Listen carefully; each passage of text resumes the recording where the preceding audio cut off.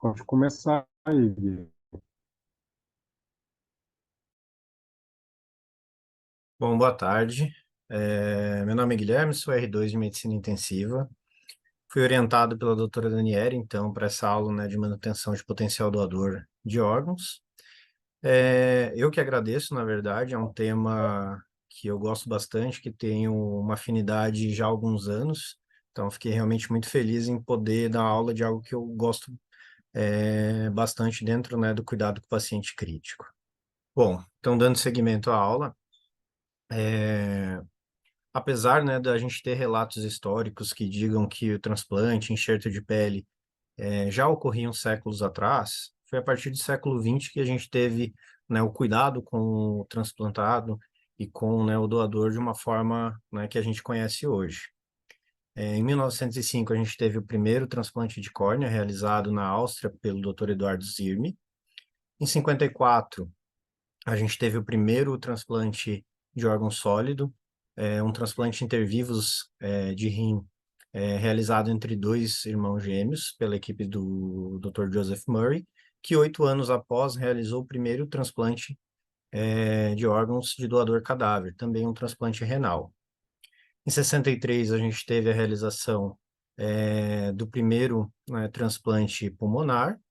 Em 67, né, um ano histórico, onde a gente teve o primeiro transplante hepático realizado pela equipe do Dr. Thomas Starzi e o primeiro transplante cardíaco que foi realizado na cidade do Cabo pela equipe, né, do Dr. Christian Werner. Desde então, a gente vem melhorando, né, a técnica operatória, né, de enxertia e também as terapias imunossupressoras. No Brasil, o primeiro transplante ele foi realizado em 64, um transplante intervivos de rins, no Hospital do Servidor Estadual do Rio de Janeiro. E desde então o Brasil vem aumentando, né, o número de transplantes, sendo que nos últimos 3 anos a gente vem transplantando aí ao menos 20 mil pacientes ao ano. Talvez esse slide seja o slide que demonstre qual a importância da gente estudar, né, o potencial doador, né, qual é a importância que esse tema tem. Apesar de no ano passado a gente ter transplantado cerca de 22 mil órgãos, e nesse ano a gente já está próximo dos 7 mil transplantes, a fila ela ainda é muito grande, né? A demanda por órgãos ela não é suplantada pela oferta que a gente tem hoje. Portanto, nos últimos anos, cada vez mais colegas têm estudado, né, o suporte ao potencial doador, a fim da gente conseguir aumentar, né, o número de órgãos ofertados e principalmente a qualidade desses órgãos aos pacientes que necessitam. Outro ponto importante, né, esses dados, essa imagem, né, ela é veiculada, né, pelo Sistema Nacional de Transplantes. Essa lista ela é divulgada diariamente e, né, o Sistema Nacional de Transplantes é quem regulamenta, né, a atividade de transplante de órgãos no Brasil e regulamenta essa fila de transplantes. E quem que pode doar órgão hoje no Brasil? Bom, a gente tem o doador falecido e o doador vivo. O doador falecido, que é regulamentado pelo decreto 9.175, preconiza que um paciente em morte encefálica pode doar órgãos, uma vez que os seus responsáveis legais, né, seus familiares de primeiro grau, autorizem a captação de órgãos. Em relação ao doador vivo, a portaria 201 do Ministério da Saúde que regulamenta, né, e preconiza que a gente, que parentes de até quarto grau ou cônjuge possam doar, né, algum órgão para um receptor. Outras formas de doador vivo podem acontecer desde que aconteça, né, uma autorização judicial, mas mesmo diante de autorização judicial, muitos serviços optam por não realizar essas outras formas de transplante, né, intervivos por conta, né, do risco de conflitos de interesse nesses casos. Mas o foco da nossa aula é o potencial doador em morte encefálica. Portanto, a gente não consegue dissociar o, a detecção de morte encefálica, né, da nossa aula. A última resolução do CFM que baliza, né, a detecção de morte encefálica foi elaborada no ano de 2017.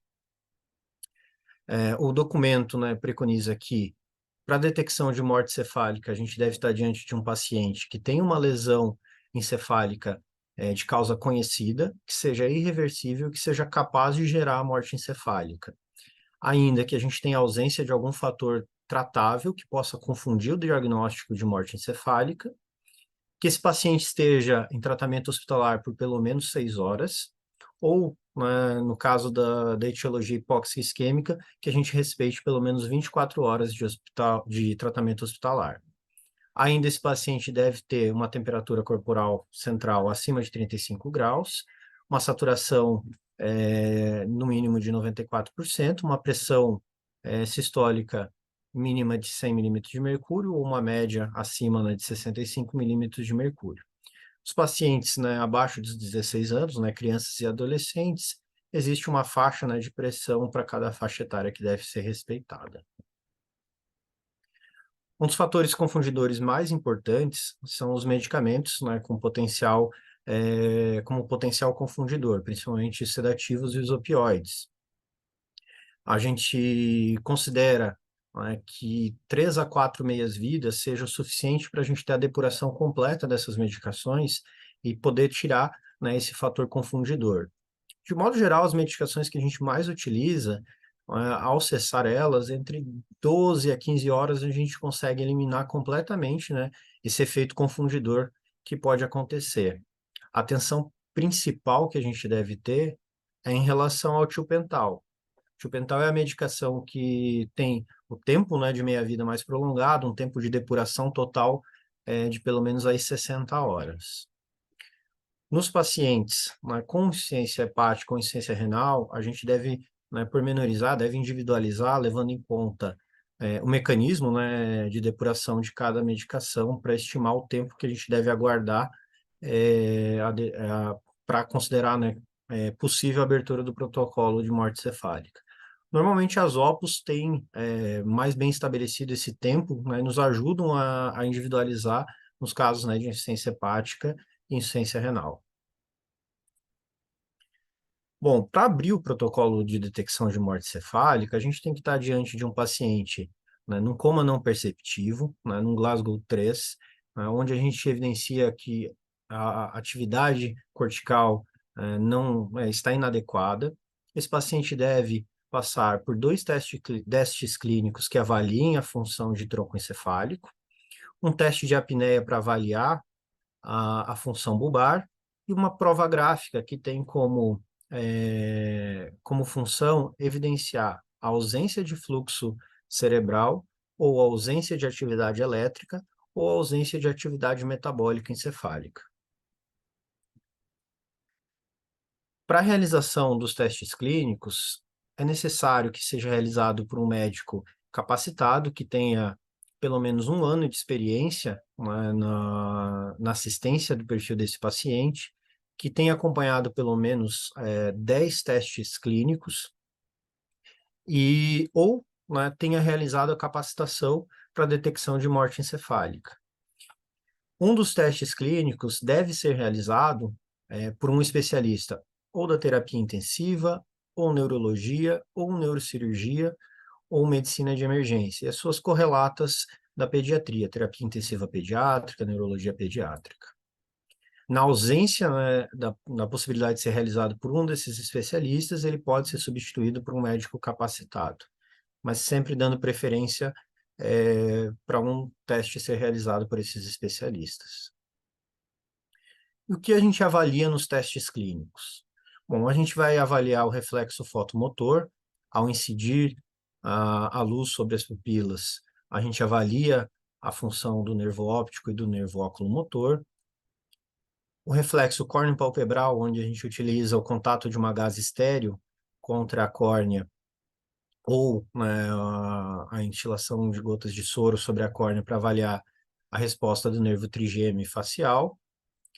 O reflexo óculo-cefálico, ou olhos de boneca, mais conhecido, onde a gente vai movimentar lateralmente a cabeça do paciente para avaliar a resposta do nervo oculomotor abducente e vestíbulo coclear. O reflexo vestíbulo calórico, onde a gente injeta soro gelado no canal auditivo do potencial doador, e a gente avalia a resposta do nervo oculomotor troclear e o vestíbulo coclear. E, por fim, o reflexo de tosse, onde a gente utiliza, né, uma sonda de aspiração, descendo ela até ter contato com a carina para avaliar o nervo glossofaríngeo, o nervo vago e o nervo do hipoglosso. O teste de apneia, ele deve ser realizado apenas uma vez, normalmente associado, né, a um teste clínico. O paciente, ele deve ser colocado, né, com uma FiO2 de 100% por pelo menos 10 minutos, para que ele atinja, né, uma pressão parcial de oxigênio de pelo menos 200 milímetros de mercúrio, mantendo uma PaCO2 entre 35 e 45. Ele deve estar monitorizado, né, na saturação periférica dele, com mínimo de 94%, como a gente já tinha conversado antes, uma temperatura central acima de 35 graus, e por segurança, né, uma pressão sistólica acima de 100 milímetros de mercúrio, ou uma pressão média, pelo menos ali de 65 milímetros de mercúrio.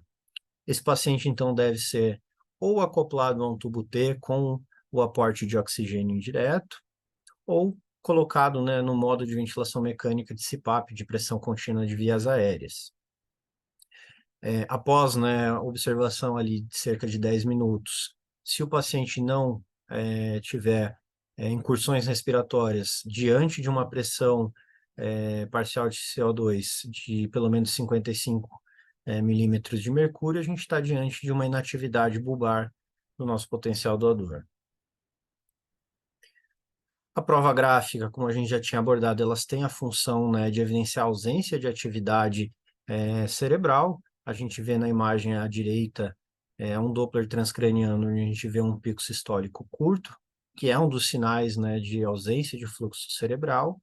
Na figura abaixo, né, demarcada ali com a letra B, a gente vê pelas pontas de seta um fluxo alternado, onde a gente tem um pico sistólico e uma diástole reversa, que também é um sinal de ausência de fluxo cerebral efetivo, evoluindo, né, para a mesma alteração de um pico sistólico curto. Ao lado, a gente vê uma cintilografia, em que a gente vê a ausência de atividade cerebral. É bem evidente que a calota craniana, né, e o couro cabeludo é perfundido, sem perfusão, né, do encéfalo. A gente vê também o sinal, né, da hipercaptação da região nasal, que são características de um paciente com ausência de atividade encefálica. Outros métodos podem ser empregados, né, como comprovação. Principalmente a gente tem uma facilidade, né, da utilização do eletroencefalograma para evidenciar a ausência de atividade elétrica, menos comum e muito mais invasivo, né, a angiografia, que também comprova a ausência de fluxo cerebral. Mas quem é o potencial doador de órgãos, né? Quem é o objeto do nosso estudo hoje? Ainda que a diretriz brasileira advogue, né, que o potencial doador seja, né, o paciente que já tem detecção de morte encefálica realizada, há autores, né, que defendem que um paciente com lesão neurológica irreversível e alguma alteração no exame, dos reflexos de tronco, ele já é um potencial doador. Ainda que a gente não tenha abordado a família, ainda que a gente não tenha iniciado o protocolo de morte cefálica. Essa ideia visa a gente poder dar melhor assistência ao paciente que já tem uma lesão neurológica grave com, né, todos as potenciais disfunções associadas a essa lesão. Por isso que é importante a gente entender a fisiopatologia relacionada ao paciente, né, ao potencial doador, ao paciente em morte cefálica. A lesão neurológica primária, ela altera, né, de forma importante ao sistema nervoso central, levando a aumento de pique, levando a uma lesão isquêmica progressiva, levando principalmente a uma ativação exacerbada do sistema autonômico simpático. Essa tempestade simpática, ela vai aumentar a pressão arterial, vai aumentar a pós-carga cardíaca, aumenta o risco de arritmias. Por essa vasoconstrição exacerbada, a gente pode ter áreas de isquemia periférica importantes.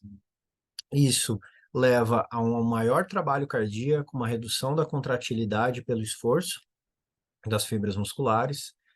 Isso pode levar à hipotensão, à bradicardia, até um Takotsubo. Essa disfunção cardíaca, ela aumenta a pressão de átrio esquerdo, aumenta a pressão capilar pulmonar, levando uma vasoconstrição pulmonar. Isso associado à lesão do epitélio alveolar secundária à tempestade simpática e ao próprio estresse, relacionado à ventilação mecânica, vai perpetuar a lesão ao alvéolo capilar. E isso vai predispor o paciente tanto ao edema pulmonar hidrostático quanto ao edema pulmonar inflamatório. Isso vai perpetuar o estresse oxidativo e, junto com todas as outras disfunções orgânicas, a gente vai perpetuar a inflamação, perpetuar as lesões de isquemia e reperfusão e, assim, retroalimentando a lesão neuronal isquêmica e perpetuando esse ciclo.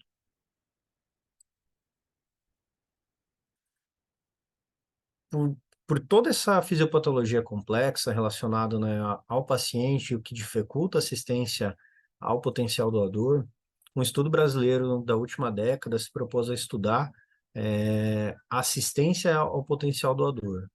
Foi realizado um estudo em cluster, onde comparou o atendimento, né, assistência ao potencial doador através de um checklist sistematizado versus o cuidado usual. Um estudo que, a princípio, apresentou resultados neutros, mas com uma indicação de um melhor resultado de forma indireta dos pacientes que foram atendidos por esse checklist. O estudo ainda estudou um desfecho em relação ao uso de uma entrevista de acolhimento dos familiares de forma também protocolar, sendo que os pacientes que receberam esse atendimento protocolar tiveram uma aceitação à captação maior do que aqueles que foram abordados de forma usual.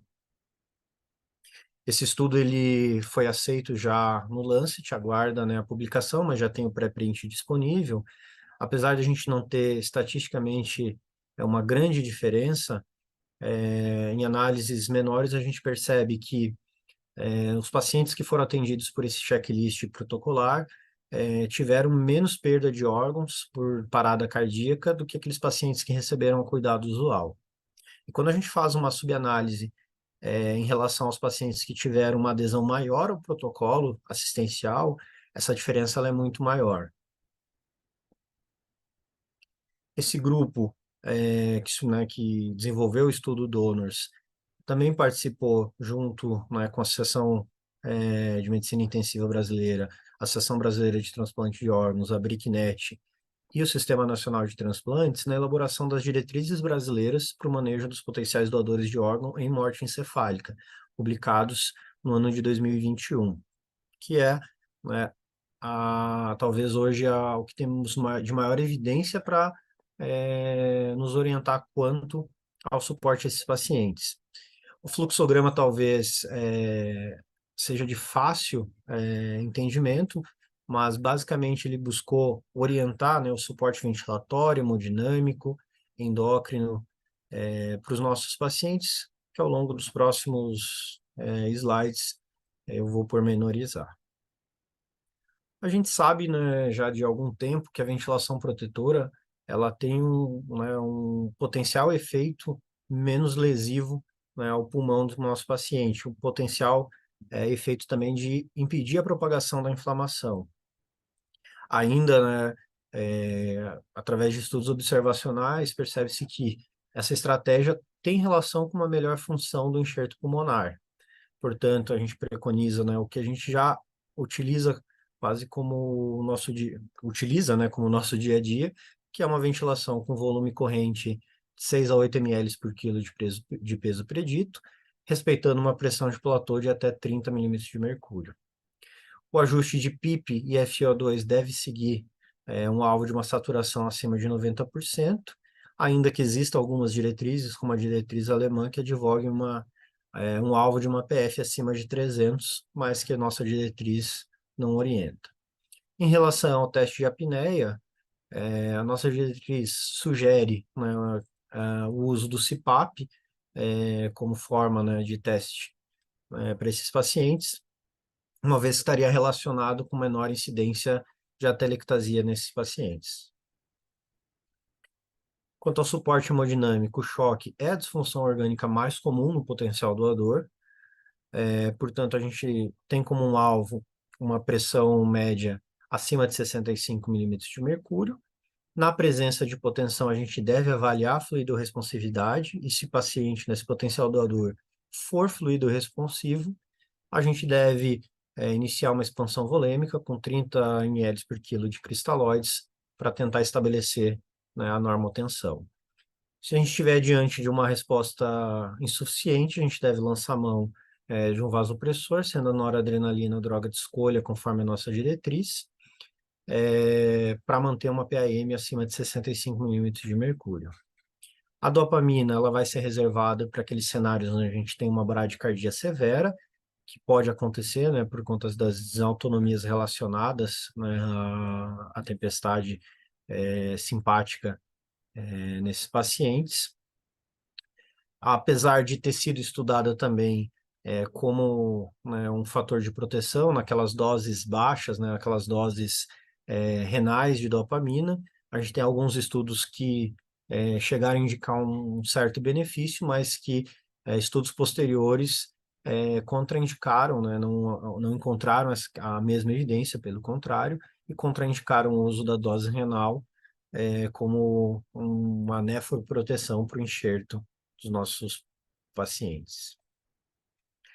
Um estudo recente, em 2016, um estudo observacional, encontrou uma relação que talvez essa dose mais baixa de dopamina estaria relacionada a uma menor incidência de insuficiência cardíaca direita, mas foi um estudo em população pediátrica que ainda, né, necessita que a gente de estudos prospectivos, né, e principalmente estudos em outras faixas etárias que não a pediátrica, para a gente poder argumentar algum benefício, né, da dopamina nessas doses no potencial doador.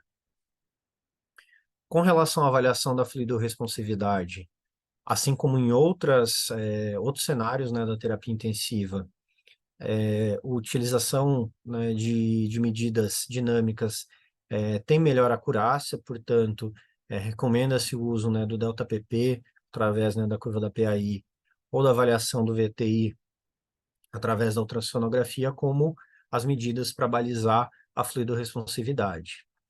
PVC e outros marcadores, né, a gente vai reservar para aqueles cenários, né, de escassez de recursos. A PVC ela vai ter uma importância, né, como já em outras áreas da terapia intensiva a gente fala, na fluidotolerância, uma vez que, em teoria, né, a sobrecarga volêmica e o edema pulmonar estaria relacionado com uma pior função do enxerto pulmonar nos pacientes transplantados. Os potenciais doadores, de modo geral, eles têm várias disfunções endócrinas, sendo, né, de importância grande por conta, né, da homeostase dos nossos pacientes. A principal disfunção endócrina que a gente encontra é um diabetes insípido central, onde a gente vai ter uma redução da produção do ADH, levando a uma poliúria intensa e alterações na anatremia do potencial doador. Outras disfunções endócrinas também estão presentes, e tem, né, uma relação bem importante com é, a, a, a estabilidade do nosso paciente. Nos pacientes com instabilidade hemodinâmica, onde a gente iniciou noradrenalina, a gente deve iniciar o suporte para a hipófise e para a suprarrenal, iniciando na hidrocortisona, de 100 mg a cada 8 horas, e a vasopressina, uma dose de 0,5 a 2 unidades por minuto. No paciente que apresenta diabetes insípidos isolados, sem instabilidade hemodinâmica, a gente vai lançar mão do DDAVP para controle da poliúria e da anatremia do nosso paciente. A associação da vasopressina e do DDAVP ela vai ser reservada para aqueles pacientes que se mostraram refratários à monoterapia. Em relação ao controle glicêmico, sabe-se que um controle mais estrito da glicemia tem um melhor desfecho do enxerto renal dos pacientes transplantados. Portanto, recomenda-se um controle mais estrito, uma glicemia na faixa entre 140 e 180. Apesar desses pacientes cursarem com disfunção tireoidiana, a, a levotiroxina não mostrou um benefício claro do seu uso, ainda que a gente tenha poucos estudos, a maioria das diretrizes, inclusive a diretriz brasileira, não recomenda o uso corriqueiro. A gente tem, na verdade, a única diretriz que recomenda o uso, né, da levotiroxina seria a diretriz alemã. Com relação, né, ainda à hiperglicemia, nos pacientes que têm indicação da captação do pâncreas para transplante, ainda que esses pacientes, né, os potenciais doadores, estejam em hiperglicemia, é um estudo observacional, ainda que antigo, né, do início da década de 90, ele não mostrou uma relação entre a hiperglicemia e a disfunção do enxerto. Portanto, mesmo que o paciente esteja em hiperglicemia e ele tenha, né, indicação de captar o pâncreas, a gente deve seguir com a captação. Em relação aos distúrbios eletrolíticos, a hipernatremia ela é a mais comum, mas é importante a gente pontuar, né, que os distúrbios de sódio, na verdade, são distúrbios de água, a maioria das vezes, então é sempre importante avaliar a volemia do nosso paciente. A gente deve buscar uma natremia abaixo de 155, com um mínimo, né, de 135, e apesar de menos comuns, os distúrbios de potássio e magnésio têm uma importância grande, uma vez que eles estão relacionados, né, com arritmias graves, né, e com risco, né, de parada cardíaca. Portanto, a gente deve manter o potássio do nosso paciente entre 3,5 e 5,5, na faixa de normalidade habitual, e o magnésio mínimo ali de 1,6 para a gente ter um efeito teórico antiarrítmico.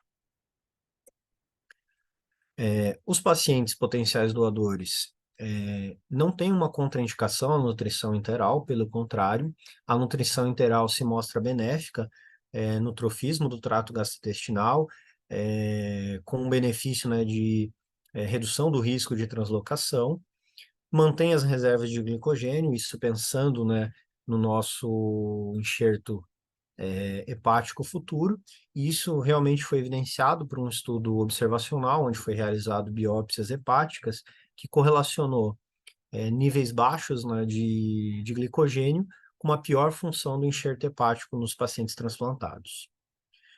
Os pacientes potenciais doadores que já estão recebendo dieta interal devem manter um aporte, uma nutrição interal com redução do aporte de 15 a 30%, e aqueles pacientes que estão em jejum devem iniciar a dieta interal com uma meta calórica de 500 quilocalorias dia, que seria o suficiente para a gente manter esse trofismo e as reservas de glicogênio.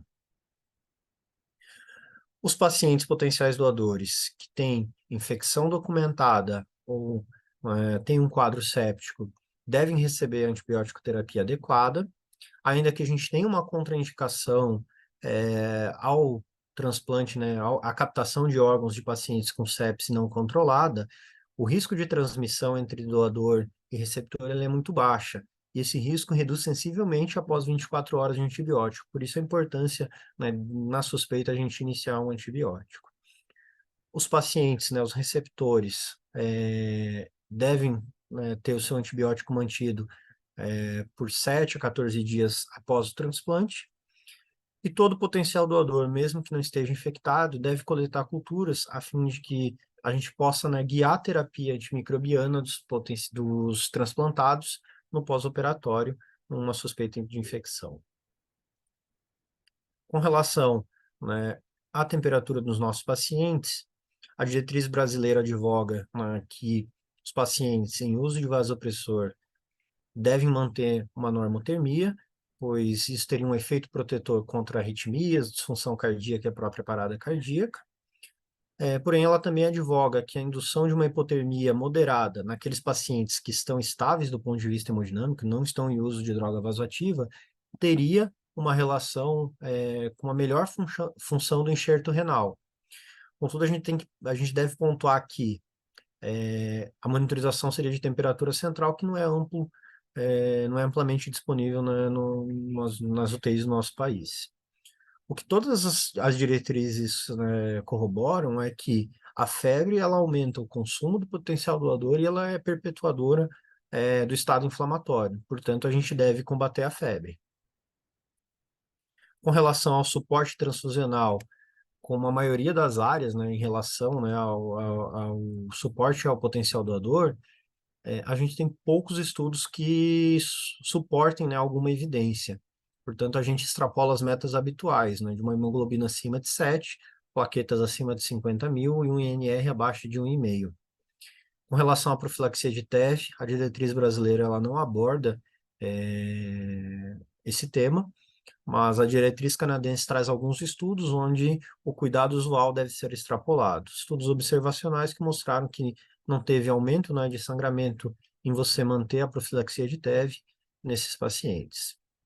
Em relação a coagulopatias e trombofilias, também a diretriz canadense traz que muito provavelmente essas doenças não trariam complicações, né, como sangramento no pós-operatório imediato ou trombose do enxerto nas primeiras horas, né, de transplante, portanto, não teria uma indicação da gente investigar de rotina essas doenças. Com relação ao tempo anestésico, nesse momento eu entro num cenário que não é o da minha prática, até foi né, difícil elaborar, trazer para a aula esse tema, mas eu achei importante, até pela característica do nosso departamento, a gente também trazer isso para a nossa discussão. Eu optei por trazer, né, usar como base um artigo de revisão recente do ano passado, um artigo alemão, sobre os cuidados perioperatórios, né, em relação ao transplante do paciente em morte cefálica.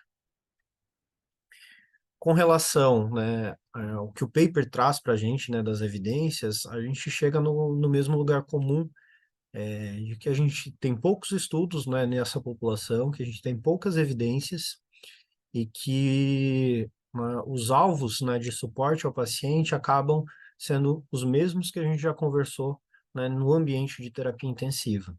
Até a diretriz brasileira foi utilizada para várias sugestões que essa revisão traz para nós. Em relação ao antibiótico profilaxia, talvez seja um ponto bem importante, né, um dos mais importantes no cuidado perioperatório, uma vez que a contaminação do órgão né, durante a captação tem um potencial lesivo importante para o paciente transplantado, que vai ser imunossuprimido, né, já no seu transplante, portanto, sendo indicado, né, a realização da antibiótico profilaxia. Nos pacientes que estão em uso de antibiótico, deve ser mantido, né, com as doses em horário, né, conforme a posologia habitual, sem necessidade, né, de antibiótico profilaxia adicional. Em relação aos hipnóticos e opioides, né, o que o paper traz é que há quem advogue que eles trariam um benefício em reduzir a atividade simpática e trariam algum benefício ao paciente, ainda que os estudos sejam muito pequenos, estudos observacionais em sua maioria, e que não mostraram um real benefício, né, em reduzir a atividade simpática. E outro ponto seria o conflito ético, que eles pontuam que muitas vezes se utiliza, principalmente os opioides, até como uma forma de tranquilizar a equipe na sala cirúrgica, mas a gente estaria usando, né, opioide num paciente já morto que sabidamente não estaria, né, sentindo dor. Os anestésicos voláteis parecem ter algum efeito protetor, principalmente em relação às lesões de isquemia e reperfusão, para realizar um pré-condicionamento químico, ainda que os estudos, né, que suportem sejam estudos em sua maioria observacionais ou em modelo animal. Os bloqueadores neuromusculares, sim, parecem ter uma evidência importante, na verdade, tem uma evidência importante, principalmente para controlar os reflexos medulares que ainda ficam presentes nesses pacientes.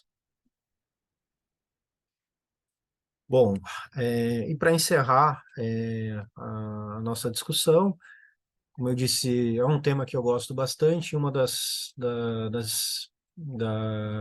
ideias, né, que fazendo essa aula, eu tive contato, é que quando a gente dá, né, um suporte adequado, né, ao potencial doador, a gente melhora, né, a possibilidade, né, de oferta de órgãos, da qualidade de órgãos, a gente consegue transplantar mais nossos pacientes e dessa maneira a gente consegue, né, evitar, principalmente, né, venda, tráfico de órgãos, que ainda é uma realidade, principalmente num país como o nosso. Essas são as referências da aula e era isso. Muito obrigado. Já me pode compartilhar para a gente conseguir ver todo mundo.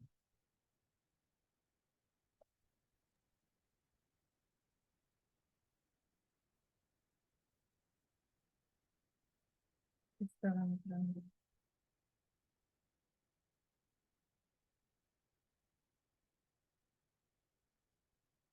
A gente não está conseguindo A ouvir. gente não Tá está sem áudio, professor. Ah, tá. Tá sem áudio. Ouvindo?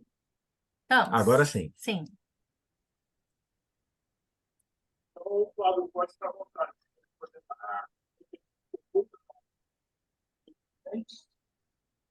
Não está dando para ouvir nada.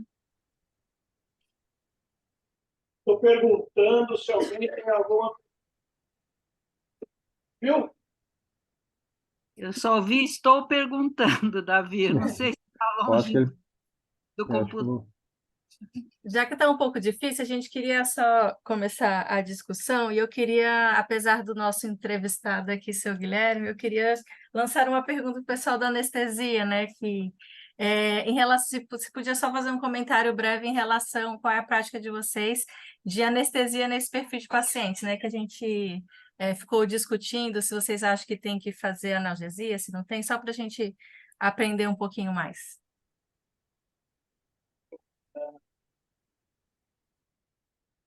Temos... Bom, posso falar, não sei se vocês vão me ouvir. Vocês estão me ouvindo ou não? Sim. Sim, sim. Bom, antes de mais nada, parabéns pela aula. É bem completa. A anestesia para potencial doador de órgãos, né? Esse é um capítulo nosso à parte.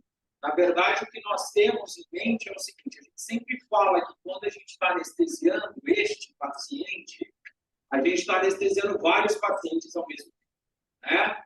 Porque é o rim que vai para um paciente, o coração que vai para outro, o pulmão que vai para outro, o pâncreas que vai para outro. Portanto, é uma responsabilidade enorme. As pessoas pensam que por ser um paciente ATA6, né, e simplesmente que é uma anestesia que às vezes, por vezes, temos uma sensação ruim, que é quase um desmanche, né, e ao final você desliga tudo. O cuidado ele precisa ser redobrado. Então, o nosso cuidado, quando a gente fala em termos de analgesia, toda anestesia geral, a gente percorre 4 grandes pilares, né? Analgesia, hipnose, relaxamento muscular e bloqueio autonômico. Esse é o nosso objetivo.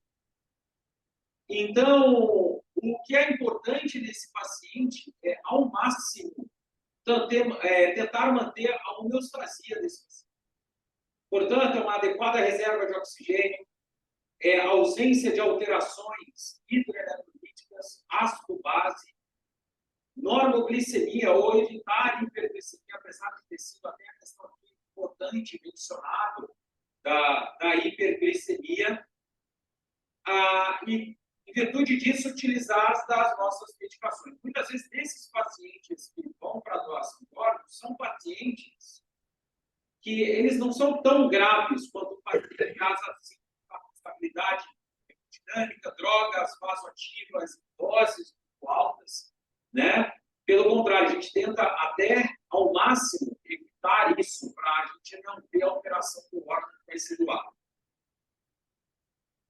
Desses 4 pilares, sim, mantemos hipnose, sim, mantemos analgesia nesses pacientes, mas com o objetivo final funcional, principalmente de mantermos estabilidade hemodinâmica. Agora, se essa estabilidade hemodinâmica ela é alcançada através, por exemplo, se vai utilizar medicações analgésicas ou não, aí vai ser da estratégia, né? Mas é uma anestesia padrão, existe muito dessa discussão, né? Se você mantém a hipnose desses pacientes ou não, mas à medida que você está fazendo uma anestesia inalatória, você está mantendo a hipnose desses pacientes, né? Então, é isso assim, de forma geral.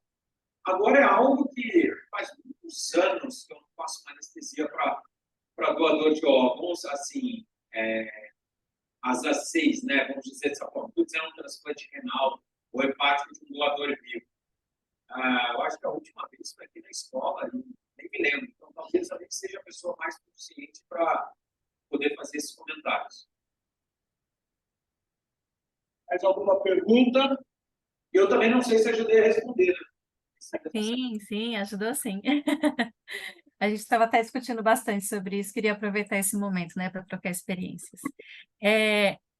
Se alguém quiser fazer alguma pergunta, pode fazer, mas eu queria só que o Guilherme comentasse um pouquinho, uma coisa que a gente acabou não contemplando, não aprofundando muito na aula, mas que é extremamente importante, né? A gente sabe que uma das coisas que está muito relacionada com o aceite na doação é o processo todo de comunicação, né? E aí eu queria que ele falasse um pouquinho para a gente sobre isso. Bom, em relação a isso, né, eu tenho até experiência de outro serviço, um serviço também, com experiência em captação e transplante.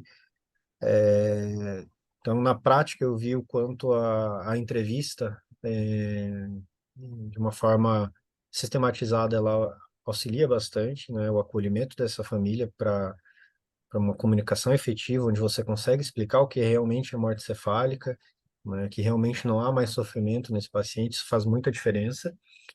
E que às vezes a gente precisa, né, de 3, 4 conversas para a gente conseguir, né, estabelecer um vínculo, uma confiança, né, da família em relação ao diagnóstico de morte cefálica. E isso tem extrema relação com o aceite, com o engajamento do serviço também na captação e no transplante. Sempre uma Mas, comunicação. Gui, nesse sentido, né, o que seria competência da equipe da terapia intensiva? O que seria competência da equipe de transplante? Né? Porque eu acho que assim, a equipe de transplante é que vai abordar a família contra a doação de órgãos e tecidos, certo? E Na cabe à verdade, equipe da UTI a questão do acolhimento, esclarecimento. as OPOS, né, que organizam isso, né? A equipe de transplante não se relaciona com a conversa, né, com a entrevista com a família, até por conta de conflito de interesse, mas, né, as CIDOTs, que são aqueles órgãos, né, locais que vão fazer a entrevista, que tem essa competência. O que nós, né, na UTI, temos, né, é realmente ter uma comunicação, né, empática, ter uma comunicação compromissada com a verdade, né, de não, de sabendo que tem a possibilidade de morte encefálica já, né, passar essa informação de uma forma coerente, né, para a família, porque isso facilita muito para as CIDOTs, para as OPOS, né, na hora da realização da entrevista, né, isso a verdade, ela tem uma importância muito grande, né? Falar o que aconteceu de verdade com o paciente tem uma importância muito grande na confiança da família, seja, né, para doação de órgãos, seja para qualquer outro contexto. Até para construir o processo todo, né, Flavinho? Então, a gente tem, quando o Guilherme fala dessas três etapas, então, no início, é explicar bem para a família da gravidade do quadro, falar que a doença ela é muito grave, falar do dano neurológico deste paciente, que ele pode evoluir para uma morte cefálica, fazer todo o acolhimento, depois fazer uma outra reunião falando que vai iniciar o protocolo de morte cefálica, explicando exatamente cada um dos processos e o que significa quando tiver a prova de morte cefálica, por vezes até convidando a família, se fizer sentido, para eles participarem das provas e deixando claro que existe a possibilidade de reflexos medulares também, né? Então, sempre acolhendo eles e depois, quando você realmente finalizar a prova, né? Falando o que isso significa, né? E acolher. Então, a probabilidade de você ter um aceite quando você cumpre todas essas etapas de uma forma empática, ela é maior, né? Pelo menos empiricamente, a gente ainda está esperando aí os resultados finais de publicações, mas pelo menos o acolhimento ele faz toda a diferença, né? Alguém quer fazer alguma outra pergunta para o Guilherme? Doutora Elba, Seria melhor? Então, conseguem me ouvir? Sim. Então, seria só um alerta que no grupo de hipertermia maligna a gente tem recebido alguns pacientes que apresentaram a crise, apesar de não terem usado agente desencadeante, porque receberam um órgão onde o doador recebeu halogenados. Então, alérgenos podem ser transmitidos pelo órgão transplantado e deve haver um cuidado, tanto se sabe-se quem vai receber é suscetível a hipertermia ou tem outro tipo de alergia, como alergia ao látex. Existem poucos casos na literatura, mas é interessante ter esse cuidado.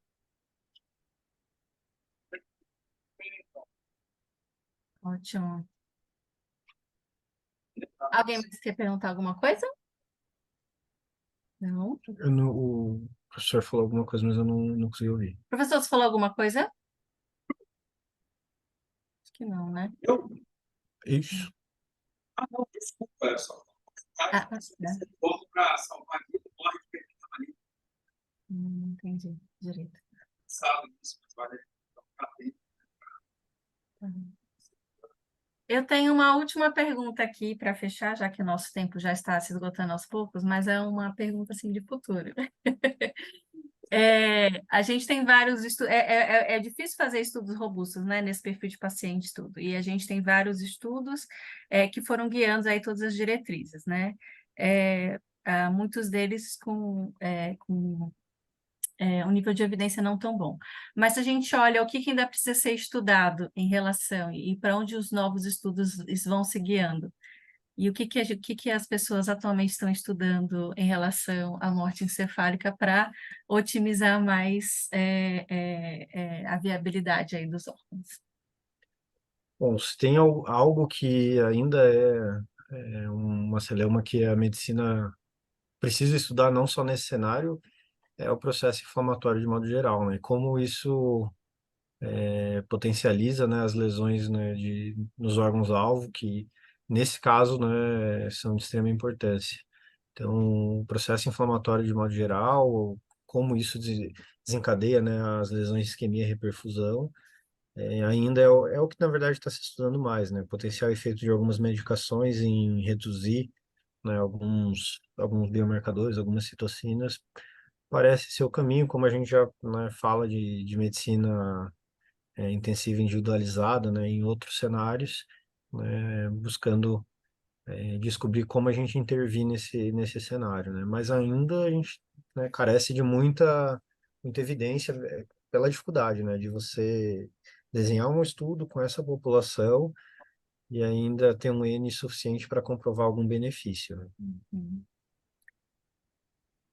Eu acho que se ninguém tiver mais nada, se o Flavinho também não quiser tiver para falar mais nada, eu só queria então finalizar pedindo para o Guilherme dar umas palavras assim de otimismo para os nossos residentes em relação para fechar isso, né, de como é que eles deveriam tratar, o que eles deveriam fazer de uma forma bem breve, assim, para cuidar melhor desse perfil de pacientes.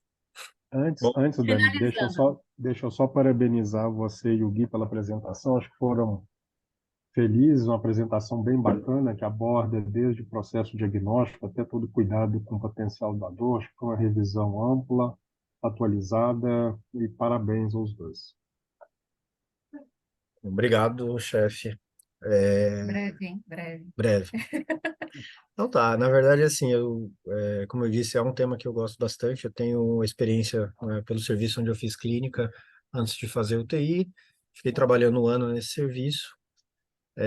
Assim, coisas que eu vejo que fazem diferença nesse cenário é você ter uma equipe, né, engajada. A gente tinha uma equipe de enfermagem, né, que já era engajada a partir do momento que a gente tinha um paciente na emergência que tinha uma lesão, neurológica severa, ele já entrava no radar, né, da equipe. Nesse ano que eu fiquei trabalhando entre a clínica e a UTI, fui algumas vezes, né, no hospital à noite fazer prova, né, o teste clínico, de paciente já na sala de emergência para ter o tempo mais curto possível para o quanto antes você abordar essa família, para você não ter um tempo de espera tão grande, né, porque esse tempo também é de sofrimento para a família. Mas o engajamento da equipe ele faz toda a diferença, né? O serviço engajado, né, isso não só nós médicos, né, depende muito, né, da equipe de enfermagem bem organizada, uma equipe de nutrição que entenda, né, o quanto é importante também para esses pacientes. Acho que era isso. Perfeito, eu queria parabenizar. Eu resumiria em duas coisas, né? Uma comunicação adequada, né? E cuidados de UTI, e boas práticas de UTI, né? Para você, porque nada do que ele falou ali é novidade, né? Então, a gente cuidar do nosso paciente da melhor forma possível, né? Então, eu acho que é isso. Parabéns, Guilherme. Foi perfeita a sua aula. Obrigada a todo mundo que estava aqui junto. Obrigada, Flávio. Obrigada, pessoal aí que está assistindo. Então, acho que é isso. Tá? Tchau, gente. Obrigada. É,